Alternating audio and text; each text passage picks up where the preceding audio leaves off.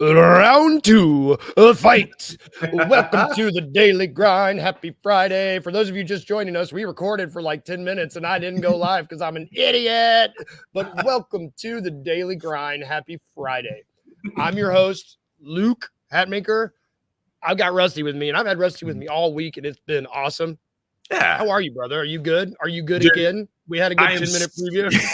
We're going to start just like we did last time. I'm feeling extra patriotic this morning. Luke, we witnessed one of the greatest comebacks in American history yesterday. Not since the Battle of Saratoga, not since the Battle of Gettysburg, not since Guadalcanal have we seen the comeback that America displayed yesterday in Paris, France. USA, USA, USA, USA. I almost just named a famous battle that we lost, and I was like, nope, don't do it. That it was the Stonewall Jackson one. I was like, just stay away from it. Stay away from it. Yeah, and earlier, I'm gonna give credit upstairs. I struggled for like 5 minutes, quote unquote live, trying to pronounce I don't think I can do it again. The whatever the name of that sin. There's the Miracle on Ice. Yesterday was the comeback on the sin. Yeah, but it was just. So there was just so much. We had a whole expansion draft planned today. Shout out King Meeks. Shout out Wayno. Everybody joining us. We were going to work on an expansion draft that we prepared for yesterday. I felt like we had to move that when we saw that game yesterday. I mean, I don't know what we could do. Do we want to start with the gruesome, twosome, angry combination of Bogdanovic and Jokic keeping their team in there? Do we want to talk about Curry having the only good game of the Olympics so far? I texted Daniel Greer yesterday and said, man, Curry hates you because he's bad. Do we talk about Joel Embiid finally showing up to one of these games and not just showing up, but shooting 70% from the field, like looking like the dude? Yeah, or do we want to talk about Jason Tatum and his wonderful DMP? Do we want to talk about LeBron, triple-double, reminding everyone that he still can be the best player in the world? There was just so much. Yeah, I mean, like I said, where do you start? LeBron looked the part of the best player in the world yesterday. Yep. I want to talk about the activator moment when the Avengers were activated, when Bogdanovic hit that three at the top of the key. He looks at Melo, hits the three upside his head, and you could just see the light switch. Melo's over there coaching. I think he's trying out for the job next year because Kerr's rotation and late game scheming has been awful. Look what happens when you put your best players on the floor and you freaking leave them out there. You kick ass and outscore the Serbians 32-15 in the fourth quarter. You got Melo over there barking out orders, KD waving off guys like it's 2007. I've never been like I full of pride. I was like, there was bald eagle screaming. Like it was awesome. We didn't even talk about KD earlier when we didn't record. Like KD, seeing KD yesterday, that last play where he's like got the ball and he just man, I'm Kevin Durant. I'm the best scoring forward ever. And he just waves it off, and it's his patented that little like sidestep, just a little smooth shot. Doesn't hit nothing but net. I mean, it was just iconic moment. It was great. We're gonna throw this up there. Like King Meeks, Kerr didn't find any rotations that worked until the fourth quarter, and he seemed to kind of like backpedal into them. It was like he was like, "Oh yeah, these are my guys." He sounds different than he did earlier when we recorded. I like it. This is more sinister. I like it. This is great. Yeah, he's like, don't do evil, but no, I don't know. I don't know. And there were guys too, like Devin Booker also played. And what was great yesterday is of the dudes who saw their minutes cut, like AD didn't play as much. Anthony Edwards didn't have it yesterday, and he knew that he didn't have it, and he kind of seceded his time, and they were still dialed in. Tatum was the only dude that he was wearing his zippies the entire time. Yeah, I don't know if that's what they're called, zippies, but he just didn't look involved. Yeah, agreed. And he even looked more so than like the first game they didn't play. He looked checked out yesterday. No. But after the game, he was yelling from the bench, like, we got one more. We got one more. So he was encouraging after the game, like, hey, let's celebrate this, but we got one more. And it's a tall task, and we'll get to that, I'm sure, here in a minute. But it was like Bam didn't have a great game yesterday. Like I talked about yesterday, he just wasn't a good matchup against Jokic. Yeah. He just doesn't have the size. He doesn't have the skill level. And credit Embiid, he still had that ugly flop where he just like folds over, and it was just the wildest, like, my man is up for a layup like this and then lands on the back of his shoulder somehow. I don't know. But those are bad. They're still so ugly. Like those flops, when he does them, they are so. Yes. And that's what, like, I have a hard time, like, really giving him a lot of props because of it. Because, like, I mean, the guy's an elite level basketball player. Obviously, he had 19 and 4 yesterday, 70% from the field, had a massive game, but like, there's still just like that stupid stuff. And he wonders why he's hurt all the time because you're 7 foot forever and you flail around and do that. Like, stop it. Like the old Michael Jordan meme. Stop it. Get some help. Stop it. Oh man. I loved how this game was pretty close, all things considered, too. Like, you go down, it's like free throws were pretty even. I mean, the shooting was pretty even. They went cold in the fourth. Yeah. It's like you said, we doubled up on them in points. You know, like we out rebounded them, and that was literally on the backs of LeBron and Steph. I think they had 20 rebounds between the two of them, maybe. Steph had 8 rebounds as a guard yesterday. That, man? 8 rebounds. That's Steph doing what he did yesterday is a reminder of who he is as a player. He has not he's not had a great Olympics. He's not really the Curry that we saw last year. I would argue is just maybe a modicum of step down. And it's not, he's just not at the level that we've come to expect. Yesterday was the Steph that won those titles, you know, we're like aware of the moment, knowing when to take over and just, that's one thing that impressed me about these dudes yesterday. Everyone's awareness of the moment. And I don't know if that was Melo. I mean, it wasn't Kerr. Like Melo being over there. Melo's importance in yesterday's game needs to be like.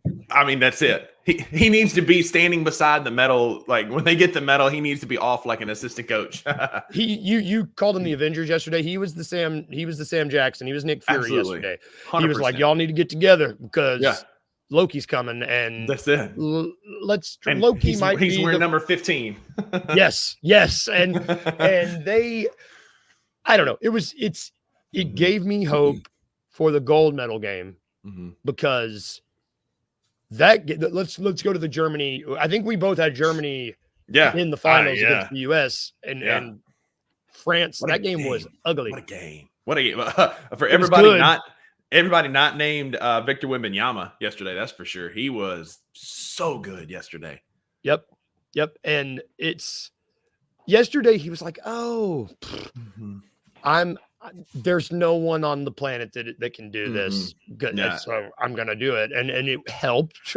Yeah. But, you know, Gobert was still a ghost. He played like 5 minutes. I don't even have that in front of me. He was barely he played in the game. 5 minutes. He got 1 rebound and 1 assist. Wemby wasn't as efficient as he was in the semifinal or in the quarterfinals, but late in that game, he had 2 big blocks to take over. And then that dunk at the end, he only finished with 11, but like, he didn't shoot well from 3, but what he did off the ball, just influencing things, changing passing lanes, especially in the fourth quarter when it was getting down to the nitty-gritty, like he really stepped up and played some strong defense to secure that win for France. Otherwise, we'd be having a different conversation right now. No doubt. And he's going to learn, like he may even learn before the next game, like the way this type of game is played, these are big boys. These are hosses, you know, like he's for as incredible as he is physically, he's still not huge. You know, like he doesn't have enough mass to go up against some of these dudes. Yeah. But not that it really mattered. I mean, my biggest, there were, I had her in front of me. Where'd it go? The Franz. Franz didn't play great. He had 10 points, 3 rebounds, 8 assists in 30 minutes. He was 4 of 10. Oh, wait, no, 10, 3, and 8. It's just, we were talking about awareness of the moment earlier. The German team, for as good as they are and as cohesive they are for playing together, their youth, I think, showed up some because Franz did not seem aware of the moment at all yesterday. He reverted back to that Cleveland series, and it was just, it was worrisome. I mean, if I was a Magic fan, I would be worried. Yeah, as worried as you can be. It's the Olympics, but you want to see him play better than he did yesterday. Yeah, I mean, Germany as a team had 8 points in the second quarter, which France only had 15, but that's an ugly quarter of basketball. But like Franz he looked like he didn't know what he was doing when he had the ball unless he was shooting. Like he just deer to headlights, didn't know how to facilitate, didn't move the ball well, like was very much a ball stop. You know, you had Schroeder who finished with 18, but he was 6 for 18. Nobody was really efficient yesterday. I mean, they shot right at 40% as a team, but like it really wasn't that pretty. Less than 30% from three. They just got caught up in the moment. And and there wasn't that moment that I saw where the refs really influenced this. France just went and won a basketball game. And so that's up an epic final, but it felt like it was a good back and forth game. Defensive anyway. No question. And that was one thing we were both, or at least I was like, the free throws are going to be outlandish. Yeah. The disparity, France 11 for 15, Germany 9 of 13. You know, it was very equal. That's it's like you said, France just went out and won a ball game. Which let's get into the gold medal game. Medal game. We got USA versus the French. It's not the French. I'm going to throw this up here. Viewers, feel free to listen to this or not. I'm not going to support you, Daniel, because after what you did yesterday. Well, no. If it goes like yesterday, he says by 25, we're going to win by 50 because he said Steph was scoring less than 12 and he went for 36. That's true. Hammer the over on this, y'all. Hammer the over. But I think USA is going to win. It's just all that being said, I don't know. Yeah, we're clearly France more talented shouldn't be team. Here. No, we're clearly the more talented team. We look like we have fresher legs. We're getting some momentum. I think we absolutely dominate this French team. It's going to be ugly. Yes, I think that we're the deeper team. Just we're the more talented and the deeper team. Yes. I'm happy for France. There was the Chinese the game against Japan, but the refs helped them win. There was the game against South Sudan where the free throws were 45. Like you could argue that they are here because they are the home country, that they have gotten a little boost because that's a real thing in the Olympics. You could argue that. They do have some good players. Evan Fournier turns into like the greatest player in the world in the Olympics. Yeah, it's weird. They've got Victor Wembanyama. They've got guys. They've got players. That being said, I just don't.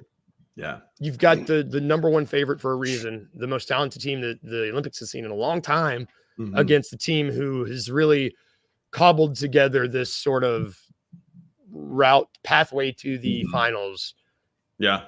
Because they're the home country. And granted, home court advantage is a real thing. You could hear it on the TV in that Germany game. It was wild. Like it was so loud. But if you don't think everybody on this USA team is going to pretend, it's going to be like the water boy where they put Rudy Gobert's face on every single French player. Yep. And they're just going to destroy them. Yeah. I need Anthony Edwards to put one on his head tomorrow during the finals. You know, an under the radar rivalry will be the French fans versus Joel Embiid, you know, because he's from French Cameroon and now he's playing for the US. Like there's a little bit of a under the radar rivalry there that might show up. They're going to be hostile towards him, a la like Lane Kiffin's first trip back to Neyland Stadium for you college football fans. Like, it's going to be ugly. It's going to be hostile. It's going to be fun. Like it's all the things that make international basketball great. We're going to get that, but we should this game shouldn't be close. Like this game should be over in the first quarter. Steph needs to go back out and he was like, he reminded me yesterday of that game that him and Ja were going back and forth in 2021 in that playoff series where they were just like toe for toe, like toe to toe, shot for shot. He just going down the court, getting anything he wanted. Drew Holiday also had a really good game yesterday. He had 7 assists. Like he didn't contribute buckets wise, but he had 7 assists yesterday. We need more of that tomorrow to wrap up this French experience. I agree. One more bet for you. Dude, I'm going to take it down. I think no matter how you cut it, it's just, it is going to be a pooping of the bed of epic proportions by the US's part to lose this game, because I think no matter how you cut it, if all these dudes come out and they want to show Wemby what's up, be like, hey, young buck, this is what you're going to have to deal with. Yeah, you ain't there yet. Or they're going to just show Rudy, who's like, either way, I think they're going to channel Avengers from Avengers Endgame when they all come out there and just whoop them. I just think it's going to be a big old whooping. And you've got they play at 2:30 Central on Saturday, King Meeks. 2:30 Central, yeah, tomorrow. He's asking what time they play. 2:30 Central. So last night I saw this on Twitter. It's a pretty cool little reference, and I referenced it to Maggie. We were talking about it. So Kobe Bryant wore number 8 and 24 for the Lakers. He wore number 10 for Team USA. We're playing for the gold on 8, 10, 24. So this is the Kobe game. And we need one of those moments like when Kobe – then they said, he said, hey, let's switch. I want Powell on that first possession. And he's like, I'm going to run through that motherfucker's chest. And then and then set the tone. And we just absolutely whooped the Spaniards. I need AE to do the same thing. Like, yo, get me Gobert 101. I'm going to tie him in a knot, put it on his head, and let's end this thing in the first quarter. Like, we need that kind of moment. If that happens, dude, I'm going like full Mel Gibson Patriot in the front yard, waving the flag. Like, it's over. Man, the fact that it's on 8, 10, that's 8, 10, 24. I guarantee you ask all these dudes on this team who their favorite player is, they all probably going to say Kobe. Like that's these guys' dude. They all need to come out wearing Kobe shoes. They all need to have some kind of like Mamba reference. Like when I saw that on Twitter last night, I was like, dude, it's meant to be. We're going to absolutely beat the brakes off the French. God. Man, we might have to call Uncle Buck tomorrow when they win, make sure he's okay. Do we know if is he gonna be all right? What's he doing? Has he got somebody with him? I'm gonna do a wellness check. I'm gonna see him tomorrow night, so I'll confirm on social media that he is alive and well and doesn't have a pure heart attack in his living room. Good.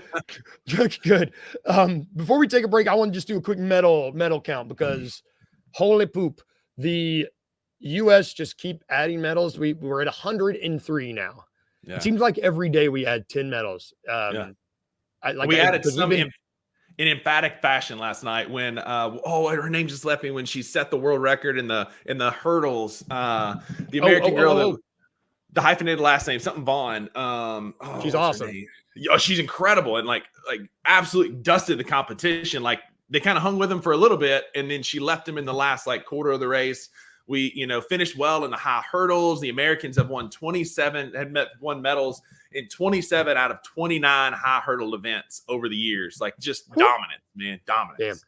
But right now we're currently tied for most golds with 30, have the most silvers with 38, most bronze in 35.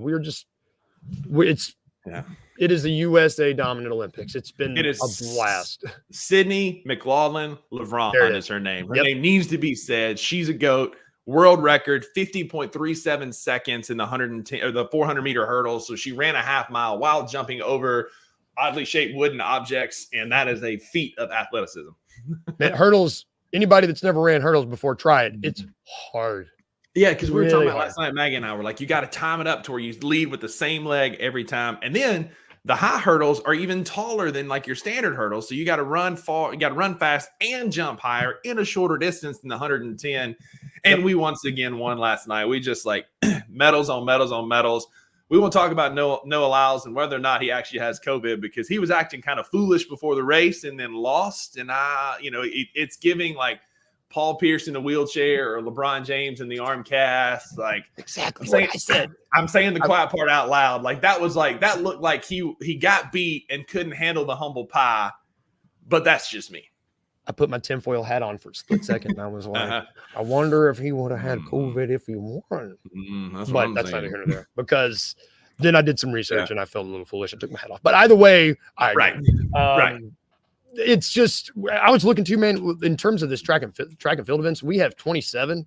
We're like doing really well. I was not expecting that. We've got 27 in there and 28 in swimming. It's just, it's really cool. Yeah. Really cool. A lot of cool stuff coming. We got a chance to medal today in the 89 kilo men's weightlifting. When is that? Kits is his name. It's this afternoon. I think it's at like 2:30 he lifts. He's not he's a big boy, but he's not the big boys. The big boys go tomorrow, but he goes later this afternoon. Last name Kits. Got a real chance there. He's strong as a bull ox, just country strong, Midwestern corn-fed country strong dude that can lift lots of weights. So weightlifting going on, like it's awesome. Offensive lineman from Iowa. Those dudes are. Think that Wisconsin, Iowa, just Nebraska, like an absolute just earth mover. They don't get sucked up by the tornadoes because they can't. Nope. They're massive. That's it. Google it. We're gonna take a quick break, and when we get back, we're gonna talk some weekend stuff. It's a weekend outlook because it's Friday. It's Friday, and we made it, dude. I woke up excited for a Friday, like excited to finish today, and that doesn't normally happen. We earned this Friday, Luke. We earned it. You put up with me all week. You've earned this Friday. You damn right. We're going to take a quick break right after this. We'll be back. One of the questions as far as my writings for the Wizards was, what's going to happen with Tyus Jones? And I kind of was able to narrow it down. He had 3 teams that he was primarily looking at, and that were the Memphis Grizzlies, the Phoenix Suns, and the Atlanta Hawks. From my understanding, Memphis they offered him more money.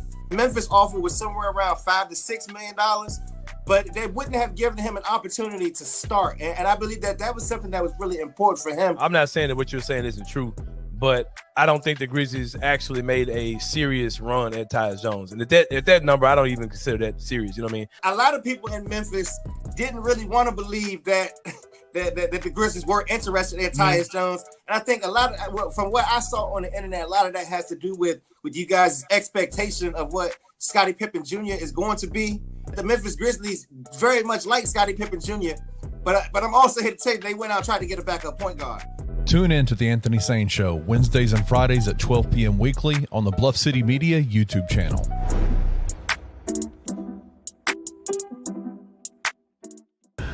Representing your country and winning, I think I'd black out on the podium.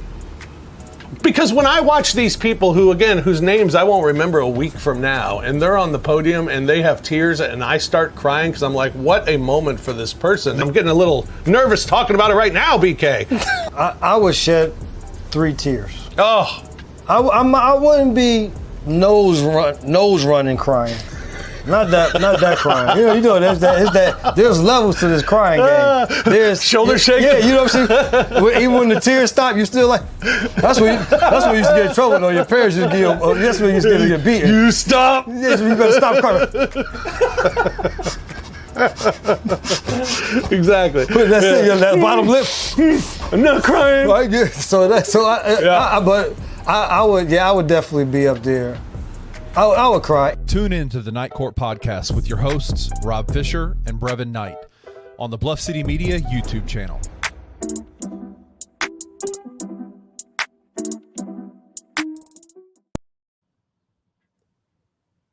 Welcome back to the Daily Grind. Man, when Brev says I'm going to shed 3 tears, it makes me giggle every time because I'm just imagining 3 tears, and I'm like, that's better than Will Smith. It's great. You can catch that show. You can catch the $2 Sports Show, which will drop today at 3. Boom, boom, boom. And I got the sneak peek earlier. They recorded right after the game, and I'm excited because if we were this pumped, like 24 hours removed or 12 hours, you guys were probably like through the roof. Listen, if you've never watched our show, this is the one. We were freaking hyped for that show. Best energy we've had in a long time. Just American, patriotism running through the veins last night. Yes. Yeah, man. We should on Monday, I might just have the Patriot playing in the background. We just talk about it a lot. That movie slaps. I know, it's so you good. You can't catch that movie, but you can catch all of these shows over at bluffcitymedia.co. Back to our show. On Fridays, we talk about the weekend. May include basketball, it may not. We talk about the weekend because everybody has a weekend. It may not be on the same days we have our weekends, but everybody has some weekends where they get to enjoy and relax. And so we think it's worth talking about. Yeah. We have our weekend outlook. And because I couldn't do a good British accent, it turned into Sean Connery. Which it's not even a good Sean Connery accent, but we're getting better. I could go first. This weekend in Nashville is the Tomato Arts Festival. It's like the biggest one. It's huge. It's like, it's about tomatoes. I don't really get it, but it's been happening for like years and years and years and years. I don't really get it. I'm not a tomato guy. I like ketchup, and I like tomatoes on a BLT, but like otherwise, I'm like, I guess they're okay. But they shut down like all of East Nashville, like blocks and blocks and blocks and blocks and blocks, like blocks. And there's giant fake tomatoes in everyone's yards. And if you don't understand, I still don't understand the purpose of the festival. It's just really confusing that there's all these tomatoes, but there's going to be vendors. And I prefer to live my life in this unknown, not knowing what this festival is for, just thinking that half the city shuts down and celebrating tomatoes. Yeah. But I'm going to be doing that. I'm hoping it cools down a little bit. I'm hoping, because it's been hot all week, but I'm gonna be walking around. I'm gonna be a tomato-looking dude walking around a bunch of tomatoes this weekend. I'm kind of jealous because I love tomatoes and believe they should be You're a celebrated. tomato guy. I love them in salads. Every year for breakfast, my mom makes me tomato gravy and biscuit growing up. That was like my favorite breakfast. Tomato gravy? Dude, I'm just telling you, man, you cook your bacon, you add your flour to get roux, and then you add a can of stewed tomatoes, mix it up, little pepper. Oh, chef's kiss. I'm sure some Italian somewhere is rolling over in their grave, but it's phenomenal use of tomatoes. Tomato, I love gravy. good. Continue, Yeah. sir. Continue. Tomato gravy. I love all things tomatoes, so I'm a little bit jealous. It sounds like a blast. Like I'm thinking tomato art. People are just like painting like either pictures of tomatoes or painting with tomatoes. Nashville's weird. Again, there was one. I saw the house. I think I saw the house. They had giant killer. There was a movie, Killer Tomatoes from Outer Space. Yeah. There was giant killer tomatoes all over the yard, and I was like, Cool. Also, this is very much DG. I'm sure you've heard of it. Probably being here in the South, that's very much a Mississippi thing. I freaking love chocolate gravy. Chocolate gravy's good. I've heard of that. Love it. It's so good. It's like chocolate pudding over a biscuit. Like, it's just phenomenal. Ugh, I'm gonna get hungry all over again. We're eating breakfast, but I haven't. yeah. So because I normally go to the gym before the show, but my weekend starts off this afternoon. I have a gym date with Maggie. I'm really just like humble brag here for a minute. I'm like the luckiest dude in the world, man. She's like, she's all in on things that I like. And I'm really appreciative of her. So like I like to go to the gym. She likes to work out. So we're going to the gym together this afternoon. Yeah. Super stoked about that. Then we got a date night tonight where we're gonna cook some dinner. We're gonna watch the movie Abigail. We're finally gonna get to watch that one. We've been trying to watch it for a while. Have you seen it? No. Have you seen it? Okay.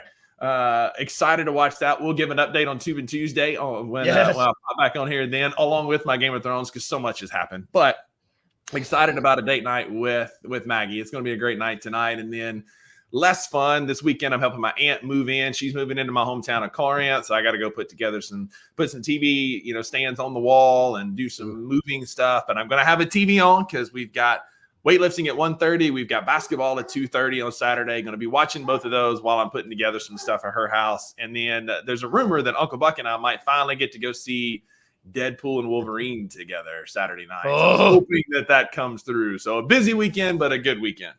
Man, if you get to see Deadpool and Wolverine with Uncle Buck, and if Team USA, what a day!